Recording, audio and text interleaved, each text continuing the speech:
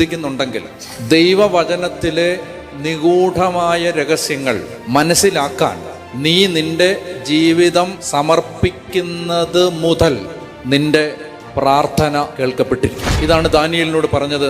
ശരിയായി അറിയുന്നതിന് നീ നിന്നെ തന്നെ എളിമപ്പെടുത്തിയ നിമിഷം മുതൽ നിന്റെ പ്രാർത്ഥന കേട്ടിരിക്കുന്നു. ഇവിടെ ഇരിക്കുന്ന ആരെങ്കിലും ഇപ്പൊ ചിന്തിക്കുന്നുണ്ടെങ്കിൽ ഞാൻ ഇതൊക്കെ അറിഞ്ഞിട്ട് ഇപ്പൊ എനിക്കെന്താണ് എന്ന് ചിന്തിക്കുന്നുണ്ടെങ്കിൽ, മകനെ, മകളെ, നീയൊരു നീറുന്ന പ്രശ്നത്തിനകത്തല്ലേ? അതഴിയാനുള്ള വഴിയാണ്. നീ ഇതറിഞ്ഞാൽ നീ അറിയേണ്ടതെല്ലാം ദൈവം നിന്നെ അറിയിക്കും. ചെയ്യേണ്ടത് ദൈവം നിനക്ക് കാണിച്ചു തരും. ദൈവം നിന്നെ ഇന്ന് ഇവിടുന്ന് ബ്ലസ് ചെയ്തിട്ടേ വിടൂ. ഒറ്റ കണ്ടീഷൻ, ദൈവവചനത്തിൻ്റെ രഹസ്യങ്ങൾ അറിയുന്നതിനനുസരിച്ച് നമ്മുടെ ജീവിതം അനുഗ്രഹിക്കപ്പെടും. സ്നേഹം പരിശീലിക്കണം. നിങ്ങൾ നല്ല സ്നേഹമുള്ളവരായിട്ട് മാറണം. പറ, ഒട്ടും സ്നേഹിക്കാൻ പറ്റാത്തവരെ സ്നേഹിച്ചു തുടങ്ങുക. ഒട്ടും സ്നേഹിക്കാൻ പറ്റാത്ത ഭാര്യയെ, ഒട്ടും സ്നേഹിക്കാൻ പറ്റാത്ത